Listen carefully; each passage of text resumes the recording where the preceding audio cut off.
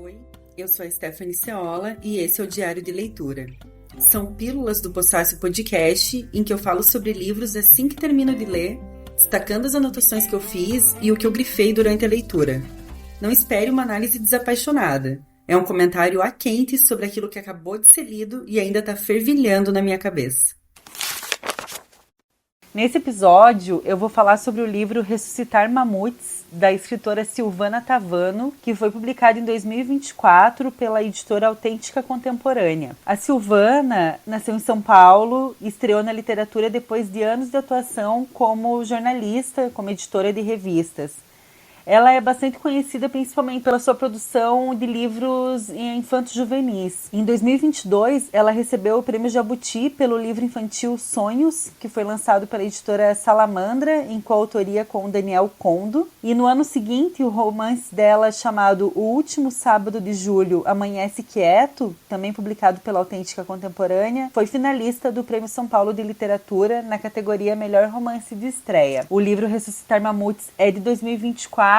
Eu fiquei sabendo sobre ele por uma entrevista que foi feita com a Silvana pela revista 451 em junho de 2024 pela Yara Biderman. Eu espero que seja assim que se pronuncia o sobrenome dela. Nessa entrevista ela fala sobre a Silvana ser essa autora já reconhecida de livros infantos juvenis premiados e como ela trata da memória nesse novo romance. E foi por isso que eu me interessei pelo livro, por tratar especificamente desse tema da memória. O livro é considerado aqui pela Yara um híbrido de ficção, ensaio e memórias. E ela diz que a narradora viaja no tempo para encontrar a mãe que sempre a acompanhou. A primeira informação que a gente recebe lendo esse livro é sobre esse papo de ressuscitar mamutes, o que isso significa. E aí a narradora conta que está vendo um documentário na TV em que cientistas falam sobre um projeto para ressuscitar mamutes no Ártico como uma estratégia ambiental, porque o solo do Ártico, gente, eu vou explicar isso de uma maneira muito leiga, tá? Com base no que eu entendi lendo aqui. Mas, basicamente porque o solo do Ártico absorve parte do carbono que o mundo inteiro emite. E para que esse carbono fique preso no solo, é preciso que os mamutes voltem a pisar sobre aquele solo. Animais tão pesados quanto mamutes, pelo menos. Então, está sendo feita toda essa pesquisa de como recriar esses animais que já estão extintos há séculos, para que o Ártico volte a ter um cenário parecido com o que era na Era do Gelo, como uma outra estratégia aí para salvar o meio ambiente. Ou pelo menos tentar amenizar os impactos da crise ambiental. E aí essa pessoa fica muito, nessa narradora, essa pessoa que tá ali tendo acesso a essa história, fica muito curiosa com isso, né? Fica hiper focada nessa história. Eu super entendo, porque se eu vejo uma coisa inusitada assim, essa coisa tende a ficar no meu hiperfoco por algum tempo. No meu caso, geralmente são questões históricas, tipo o Japão na Segunda Guerra Mundial, ou o Quilombo dos Palmares, ou a Coluna Prestes, mas isso já aconteceu com o Everest também. Volta e meia volto pro meu hiperfoco. E aí ela faz um link muito interessante sobre viajar no tempo, sobre o que recriar esses mamutes significa viajar no tempo, e começa a relacionar esse assunto com outras formas de viajar no tempo encontradas na história, pesquisas que são feitas em diferentes lugares do mundo. Então essa primeira parte do livro é focada nessa questão. Até que ela passa a relacionar isso com o questionamento sobre como recuperar a história da própria mãe, que faleceu, que a gente fica sabendo que essa mãe morreu, e essa narradora quer, almeja, deseja recriar a memória dessa mulher. Só que como é que se recria a memória e a história de alguém que dividiu tão pouco sobre si mesma? E esse é o grande ponto do livro. Essa mãe era uma mulher que falava muito pouco sobre ela mesma, sobre seu passado. Então, ao mesmo tempo em que essa narradora quer manter a memória dessa mãe viva, ela tem dificuldade de acessar isso porque ela sabe muito pouco sobre essa mãe, apesar de ter vivido com ela até a velhice dessa mãe, a vida adulta, né, já dessa narradora. A primeira relação que ela faz com isso também é muito gostoso de ler, porque ela vai relacionando com vários escritores, outros nomes da literatura, e aqui tem um momento em que ela cita o Cortázar, e aí ela escreve assim: Identifico a natureza da minha mãe, uma dessas criaturas que, sedentárias, deixam-se viajar pelas coisas e pelos homens e são como estátuas que é preciso ir ver, porque elas não vêm até nós. Para ir até ela, é preciso narrar o impossível, viajar pela palavra sânscrita kalpa, que contém a ideia de um tempo apenas intuído, que transcorre em uma grande escala cosmológica. O tempo da passagem de milhões de anos no vazio infinito do espaço, como define a escritora Ella Francis Sanders. Então ela vai relacionando não só com essas pesquisas científicas, mas também com a própria literatura e também com as próprias memórias dela, a busca pela memória dessa mãe. Tem um capítulo chamado Hoje, que começa com uma definição de hoje, que eu achei sensacional e grifei aqui, que eu vou ler para vocês, e diz o seguinte. Hoje nasce do latim hoc die, eu estudei latim, perdão, profs, e significa neste dia, ou ainda o dia em que se está. Gosto mais do hoje traduzido pela língua tupi, não apenas como uma fração de tempo, mas como o espaço que cabe nesse tempo. Ko ará pupé é, um lugar iluminado pelo sol. O tempo que acontece da aurora ao entardecer. Hoje é dentro dessa claridade, mas hoje também é hoje, um tempo largo, único e múltiplo que tento abraçar no plural e provavelmente falho. Existe palavra capaz de apreender o tempo se escrevo aqui, pensando no que acabei de escrever e ainda no que virá em seguida? O tempo é também a angústia da escrita. Aí entra mais essa questão, né? Sobre como capturar o hoje na escrita. E ela também reflete muito sobre isso, de uma maneira muito interessante. Mas particularmente a grande reflexão é sobre a memória, né? Que é o que me puxou muito para esse livro. Eu sou muito interessada em pensar nas representações da memória, em refletir sobre a memória, em pensar se aquilo que eu lembro que aconteceu comigo quando eu era criança, uma cena específica, se aquilo de fato aconteceu ou se eu ouvi alguém dizer que aconteceu e aí criei a imagem a partir disso, ou se foi totalmente invenção da minha cabeça e eu passei a tomar como verdade. Essas são algumas reflexões que eu tenho feito sobre memória. E aí ela vai introduzindo essa questão também. Tem um trecho em que diz o seguinte: o que ressurge nem sempre é o que foi. Dia e noite, as recordações flutuam no tempo do inconsciente e vão sendo constantemente reconstruídas. A memória que se reorganiza a partir de novas experiências, um passado móvel remodelado pela psique, recriando imagens que assumem outros sentidos no presente, como pontas de um iceberg. Cenas que o trauma congelou emergem, compactadas em paisagens desconhecidas. A filha que não consegue entrar no mundo da mãe. A mãe inacessível durante a vida e na morte. Minha mãe acenando de uma casa desconhecida que só consigo vislumbrar de fora. Eu achei muito interessante ela fazer essa reflexão de um jeito tão visual, né? Aí tem um capítulo chamado Mãe, lindíssimo, que ela vai contando o que ela sabe sobre essa mãe. Então ela vai tentando recuperar essa mãe, né? Manter essa mãe viva por meio da memória, mas também das palavras, da própria literatura. Ela vai ressuscitando esse mamutzão aí. Esse capítulo chamado Mãe começa com a seguinte frase: com ela aprendi a ler o desamparo. E continua assim: os gestos imprecisos como frases inacabadas, os passos hesitantes que pareciam temer o chão. Era uma mulher encolhida, no peito afundado, a respiração suficiente para viver em modo mínimo. E aí ela vai contando que essa mãe nunca falava sobre o passado. Nunca falava. Ela sabe que ela nasceu quando a mãe tinha 25 anos, ela sabe que a mãe e o pai se conheceram na igreja, ela sabe uma coisa ou outra, mas é muito uma coisa ou outra. São informações muito dispersas e a mãe não falava sobre o passado. E ela também não conhecia outras pessoas do passado da mãe. Então ela também não conseguia reconstituir, né, a partir pelo menos do que outras pessoas diziam. E aí ela diz que, diferente da mãe, não quero me esquecer de nada, porque o esquecimento a faria desaparecer, como se nunca tivesse existido. Sou a prova de que minha mãe existiu. Ainda sobre a memória, tem um trecho que diz o seguinte: a memória é colorida pela invenção. Encobrimos o que se apagou com os tons da imaginação. uma paleta de cores que refaz pessoas e cenários entre pinceladas de calma ou de fúria, com texturas ora aveludadas, ora vibrantes, retoques de última hora, às vezes sombrios. Mas quantas nuances se perdem quando tentamos recuperar uma tela do passado?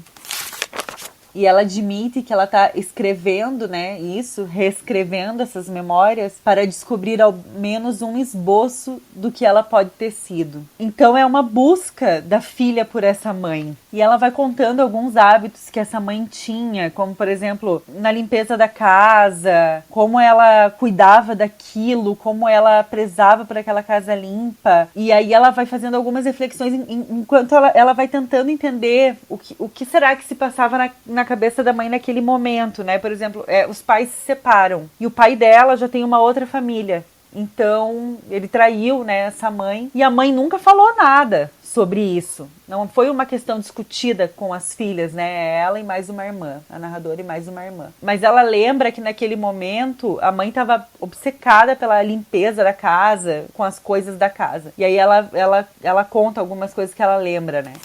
Minha mãe tentando se desgrudar da dor com detergente, mergulhada em mais uma daquelas faxinas intermináveis. E ela continua. Ela não controlava o desespero, mas eu era pequena e na maior parte do tempo o mundo ainda era um faz de conta. Cada vez que ela resolvia mudar os móveis de lugar, começava uma grande brincadeira. Eu podia fazer bagunça, mexer nos enfeites antes que ela os recolocasse simetricamente sobre a prateleira, pular no sofá enquanto ela decidia onde colocar a poltrona. Nem suspeitava de que aquele mexe-mexe era ela, desencaixada por dentro. E como eu poderia compreender que a cena que me trazia tanta liberdade era a mesma que aprisionava minha mãe aos seus demônios? Então, além de tudo, é a memória dela de criança, né? Tem a memória dela de criança tentando reconstruir a memória daquela mãe. Então é fragmentada duplamente, né? Porque é a memória dela que também se fragmenta, tentando encaixar as peças desse quebra-cabeças sobre a mãe, e ela tem pouquíssimas peças para encaixar. E, novamente, ela faz muitas referências à literatura. Outro livro que ela cita é A Autobiografia da Minha Mãe, da Jamaica Kincaid. Ela fala desse livro e logo na sequência ela narra uma cena pesadíssima em que isso que eu comentei antes sobre será que aquilo que a gente lembra realmente aconteceu, ou será que é a nossa imaginação, ou será que o quê, né? Ela narra uma coisa que ela se lembra quando ela era criança, ali, pré-adolescente. Eu vou ler essa cena toda, porque ela me parece muito reveladora sobre essa mãe. Eu estava no meu quarto, era madrugada. Acordei com sede e levantei para tomar um copo de água. Mas antes de chegar à cozinha, parei no meio da sala quando vi minha mãe. Nenhuma luz acesa, a noite escura entrando pela janela aberta, eu sonolenta e ela ali, as mãos cravadas nos trincos das duas folhas de vidro, o tronco inclinado sobre os trilhos. Mãe, o que você está fazendo aí? Meu susto endireitou o corpo dela no mesmo instante. Ou teria sido diferente se eu não aparecesse naquele momento? Sem dizer nada, ainda de costas para mim, ela fechou a janela, puxou as cortinas e só então respondeu com outra pergunta. O que você está fazendo acordada essa hora? Não sei se cheguei a dizer alguma coisa. Não sei se consegui dormir naquela noite. Não sei se foi um pesadelo, se ela me fez acreditar que tinha sido um pesadelo. Isso e tanto mais que ainda hoje eu gostaria de saber para ser fiel às cenas que vivemos juntas. Aí ela conta sobre a separação dos pais, né? Então esse momento aí dessa cena que pode ou não ter acontecido é logo depois da separação dos pais. Então tem aquele primeiro momento da mãe obcecada por faxinar a casa, mudar os móveis de lugar. Tem esse momento da mãe na janela que a gente não sabe se aconteceu, se foi um pesadelo, se é imaginação, se é memória ou o quê. E tem o momento da separação efetiva e como as filhas lidam com aquilo, né? Essa mãe casou com 20 e poucos anos, teve a primeira filha com 25 e aos 38 ela se separou. E ela não voltou a se relacionar com mais ninguém até o fim da vida. Pelo menos que as filhas soubessem. E aí ela conta assim. Minha mãe ficou virgem aos 38. Depois da separação, nenhum encontro, nenhum beijo, nem sexo, nunca mais. Com o fim do casamento, essa parte da vida também acabou para ela. Como um decreto autoimposto. Talvez um bloqueio ou a menopausa precoce espantando a libido. Ou quem sabe nada disso. Acho mesmo que ela apenas desistiu. Conviver com a mãe que renunciava ao desejo com tanta resignação foi difícil para as filhas. Tivemos de descobrir como ser mulher sem espelho, sem ter com quem conversar, crescendo ao lado de uma mulher que tinha deixado de ser mulher. Eu achei muito forte isso do descobrir como ser mulher sem ter um espelho. E aí ela vai contando, né, esse momento já da adolescência dela e da irmã, como elas vão crescendo e convivendo com aquela mãe, como elas vão criando a vida própria delas, independentemente da mãe, até o momento em que a mãe adoece e morre, e é uma coisa muito súbita. A mãe vai fazer um procedimento nada sério e acaba que vai pra UTI e morre. Ela narra esse momento em que elas sabem da morte da mãe da seguinte forma: um procedimento simples, você dorme só uma noite no hospital, disse a médica. E ela se sentiu segura, talvez nem tenha lembrado que era agosto. Estava bem quando a deixei no quarto, depois da cirurgia, se divertindo com as gargalhadas da Hebe Camargo na TV. Durante a noite ela se sentiu mal, minha irmã chamou a enfermagem várias vezes. Esse enjoo não é nada, disseram, reação da anestesia. Nervosismo. Em tom de cumplicidade, uma enfermeira chegou a dizer que era um pouco de manha. E quando voltei, antes das 7 da manhã, um coágulo já tinha se deslocado silenciosamente pela corrente sanguínea e se alojado nas artérias do pulmão. Ela foi removida para a UTI às pressas, completamente lúcida e apavorada, sem entender o que estava acontecendo. Permitiram que eu entrasse na sala de emergência para tentar acalmá-la. Me leva para casa, me tira daqui, me leva para casa. Mãe, fica calma, esse mal-estar vai passar, é para isso que você veio para cá. E não lembro exatamente em que momento me tiraram de perto dela, já cercada de fios e aparelhos e enfermeiros, e me leva para casa foram as últimas palavras que ouvi quando alguém me pediu para guardar do lado de fora. Acabou em menos de 20 minutos. Um médico abriu a porta e sentou-se ao nosso lado, minha irmã e eu, ouvindo que... E isso, gente, tá escrito tudo junto, sem espaço, tá? Um médico abriu a porta e sentou-se ao nosso lado, minha irmã e eu, ouvindo que, infelizmente, ela não tinha resistido à pressão arterial, um infarto fulminante, sinto muito. A notícia que chegou sem vírgulas, sem sentido, enquanto essas palavras tentavam se desgrudar.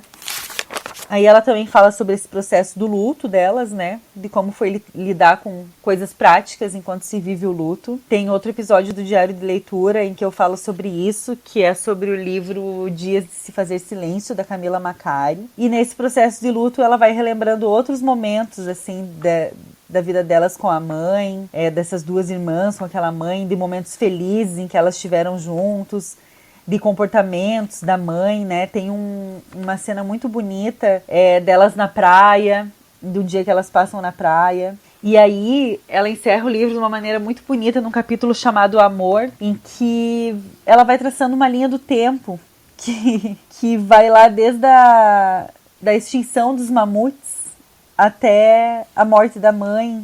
E vários momentos em que ela se lembra da mãe nessa linha do tempo, né? Então tá lá vindo da Era do Gelo até a década de 40, 50, 60, 70, tudo que vai acontecendo na vida delas, na vida da mãe especificamente, né? Principalmente. E, inclusive, a gente consegue acessar algumas coisas da personalidade dessa mãe. Um momento nos anos 80 em que essa mãe vai fazer uma viagem para França. E aí ela manda um cartão postal dizendo que Paris é realmente uma festa. Outro momento, também no final dos anos 80, em que a narradora se separa e depois de se separar decide fazer uma viagem e convida a mãe para viajar com ela. E aí elas vão juntas, até chegar ao momento da morte dessa mãe, né? E o capítulo final do livro se chama Memórias de Futuros. Ela continua essa linha do tempo já depois da morte da mãe, imaginando o que estaria acontecendo a cada aniversário dela. Então, por exemplo, 2004. No dia do aniversário de 72 anos, ela acordaria antes das 8 horas porque teria esquecido de baixar a persiana e a claridade acenderia a cortina de voar o creme. Em 2014, no dia do seu aniversário de 82 anos, ela viveria um presente. Em 2024, no dia do aniversário de 92 anos, ela seria acordada às 9 horas pela voz familiar de uma desconhecida e, ainda confusa, arrancada da noite para o dia pela correia da persiana, não teria certeza de que o nome que a voz diz é o dela, mas retribuiria o som carinhoso daquela palavra, talvez sem se dar conta de estar sorrindo. Aí fala sobre como seria essa mãe como avó de netos adultos, E já depois, né, de fisicamente ser impossível que a mãe continuasse viva, ela continua essa linha do tempo com ela mesma, né? Então, 2054, no dia em que eu faria 97 anos e no mesmo dia em que ela nasceu, a primeira bisneta chegará aos 30. Então acaba virando uma linha do tempo com memórias de futuro de uma família toda. É o famoso saudade do que a gente não viveu.